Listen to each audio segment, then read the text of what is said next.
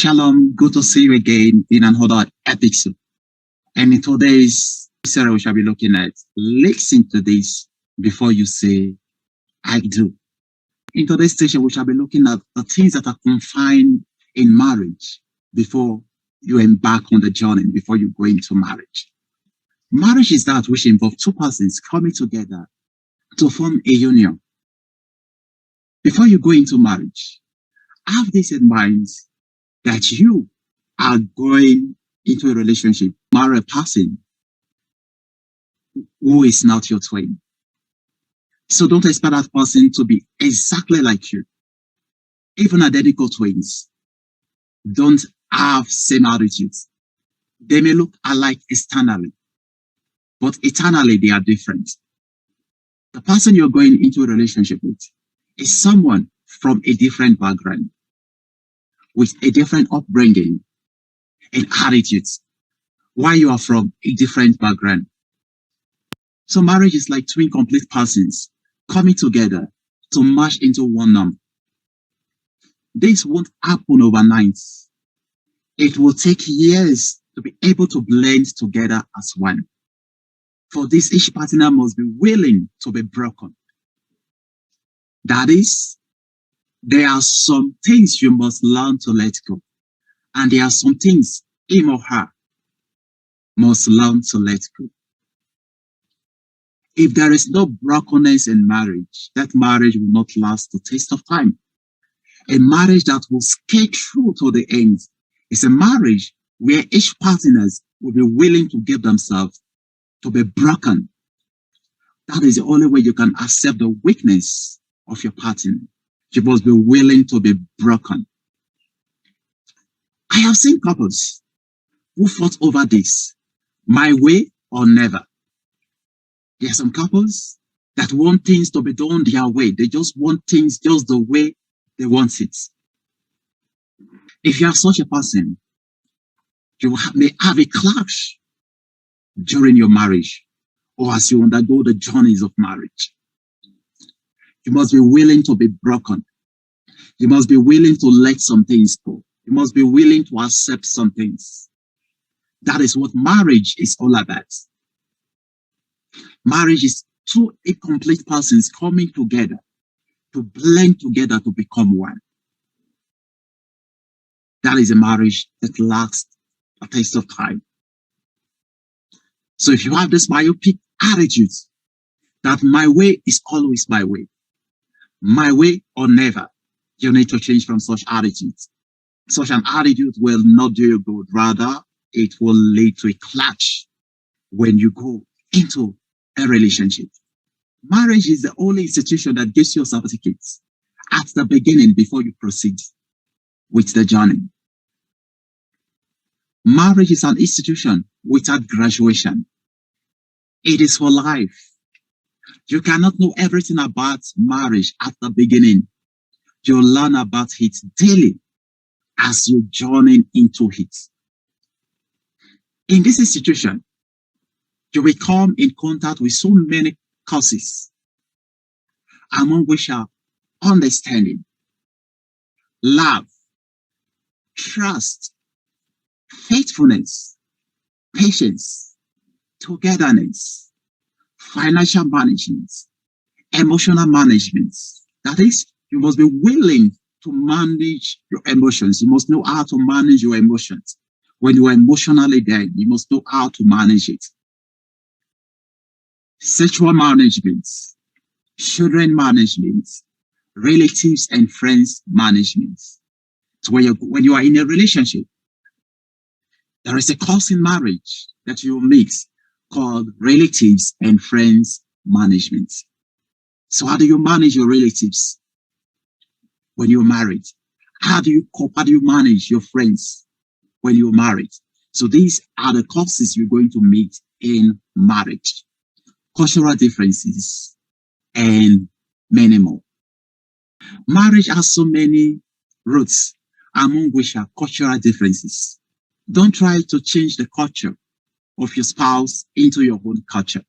That is for those who will be going into cross-cultural relationship. Learn to respect each other's culture. at any given point in time. Culture is beautiful. It is our way of life. Marriage is for intimacy and companionship. It is a lifetime journey, but many couples opt out not to complete the journey. No one knows it all in this institution. Spouse should be open to learning always and be ready for a change. Before you go into a relationship, you must have this in mind, that everyone you marry has a weakness. Holy God has no weakness. Every rose flower has its thorn. If you focus too much on your spouse's weakness, you cannot get the best out of his or her strength. Focus on the strength of your spouse and pull them out of their weakness. The best way to pull a person out of his or her weakness is to center on their strengths. You need to begin from their strengths, start from their strengths. Look at the areas that they are strong. Then you enter from that angle. With that, you'll be able to pull them from their weakness. But if a person has a weakness and you focus on the weakness of that person, then I don't think you're going to have a good result at the end of the day. Because most times, nobody will admit to the fact that they are weak. Nobody will admit to the fact that they are imperfect. That is how humans are naturally. Humans, they try to defend themselves. They try to protect themselves. Even if they know inward, they will still try to defend that. So the best way to pull your partner from their weakness is to start centered on their strengths. Talk about their strengths. Talk about the good things that they are doing. Talk about the good attitude and lifestyle that they are portraying. After you've made them to be excited on the inside, then gradually you can talk about their weakness. And that excitement in them will pull them into changing, into blending from what they are to what you're actually desiring in them. Don't expect your spouse to be 100% perfect, just like you. With time, both of you can blend it with common norms. The best way to help someone that is weak is to center on their strengths. Most mistakes couples do make when correcting their spouse is to center on their weakness. If you want to correct your spouse, start from his or her strengths. Then gradually, you can pull them out of their weaknesses.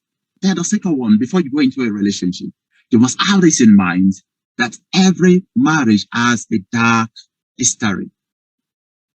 No one is an angel. Therefore, avoid digging into your spouse's past.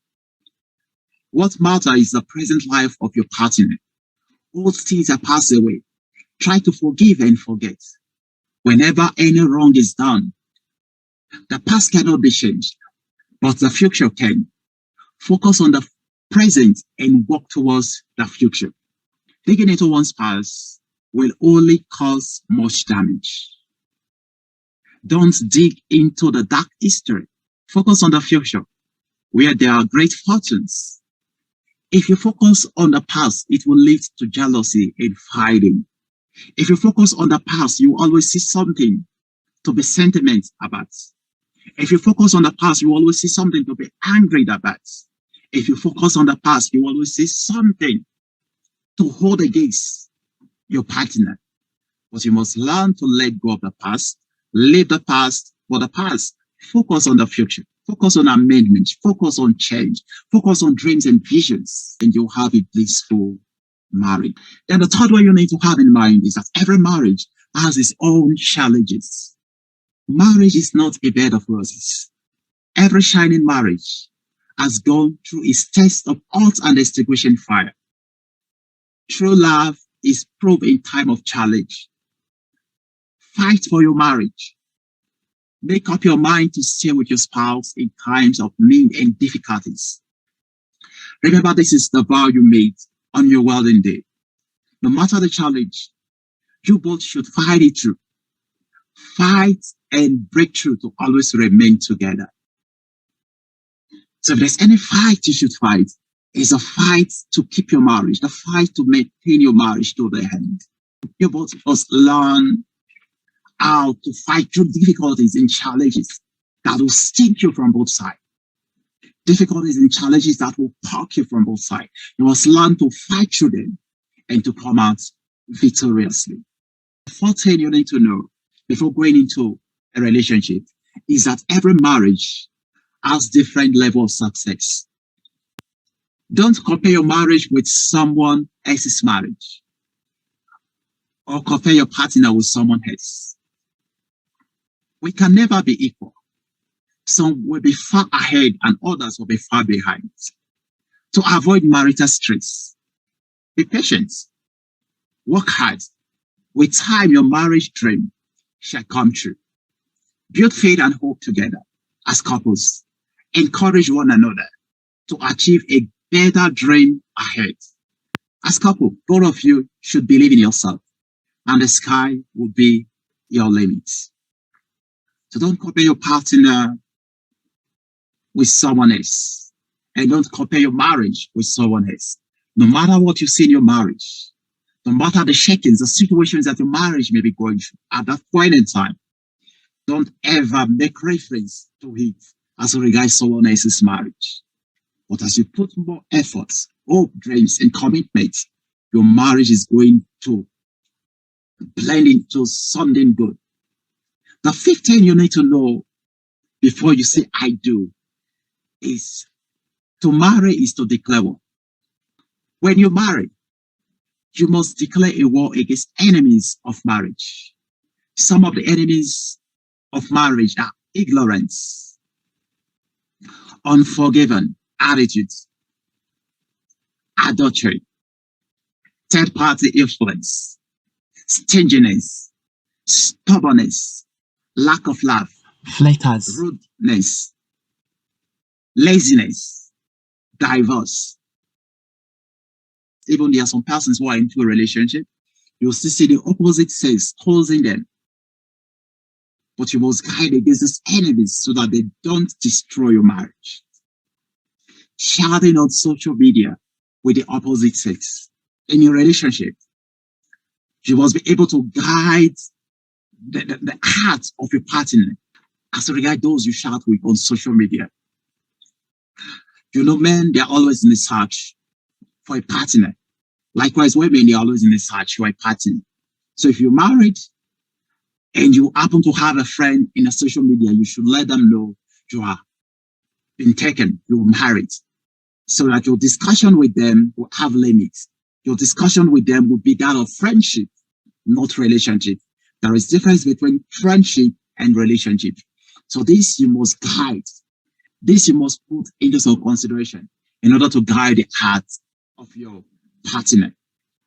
When you're married, even when you're with your partner, you will see people that will still desire to have you. But you must put a limit and you must set a line. You must fight against this because they are external enemies that want your marriage to clash. Be ready to fight to maintain your marital vows to the end and be faithful to your spouse. The sixth thing you need to know before you say I do is that there is no perfect marriage. There is no already made marriage anywhere. Marriage is hard work. Volunteer yourself and perfect it daily. Marriage is like a car. If the engine is not properly maintained, the car will break down somewhere along the road. Pay attention to your marriage and it will keep running smoothly. Perfection is something everyone works towards. Don't be hard on your spouse in perfection. Help your spouse to bring out the best in them and help them to be the best version of themselves. The seventh thing you need to know before you say I do is that God cannot give you the complete person you desire. God gives you him or her in the form of a raw material for you to mold that person to what you desire. You may desire a woman who is organized and can keep the home, but after you're married, you notice your spouse is not good in that area. With your love and encouragement, he or she can improve. You can desire a hard-working man and notice your husband isn't such.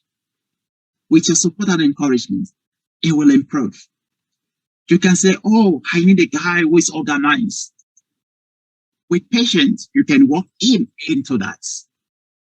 With patience, love, and gentleness, you can bring the best of your spouse and work them into what you want them to be.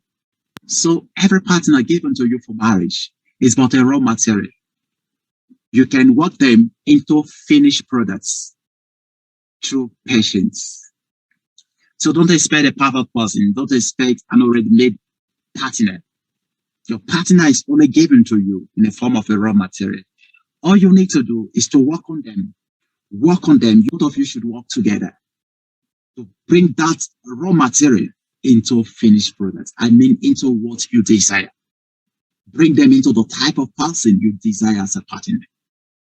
But remember, this needs to be done through patience and perseverance. The eighth thing you need to know before you say, I do, is to marry is to take a risk. You cannot predict what will happen after marriage, as the situation may change. So leave rooms for adjustments and readjustments. Pregnancy may not come in the next 4 years. You may get married to her because she's slim, but after giving birth to a child, she can become fatter. Will you leave her or change your love towards her?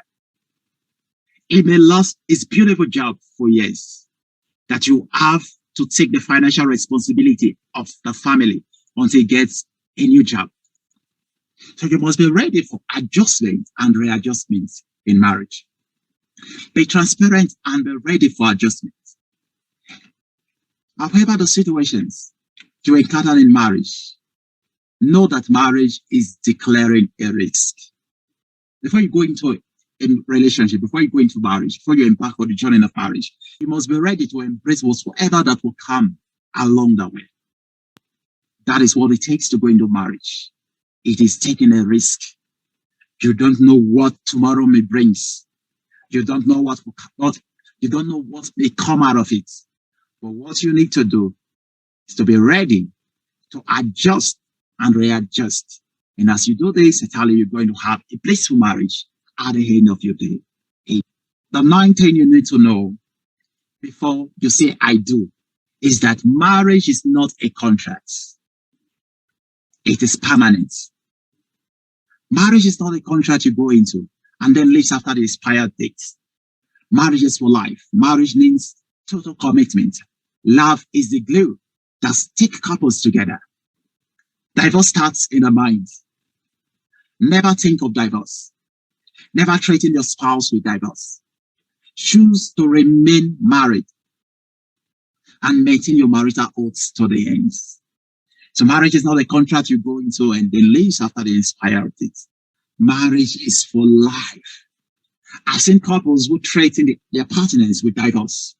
Any little thing that spring forth, any little misunderstanding that spring forth, they end up saying they're going to divorce their partner, holding that threat in their hearts, making them to be depressed, worried, and put them into a state of thinking. Please don't threaten your spouse with divorce.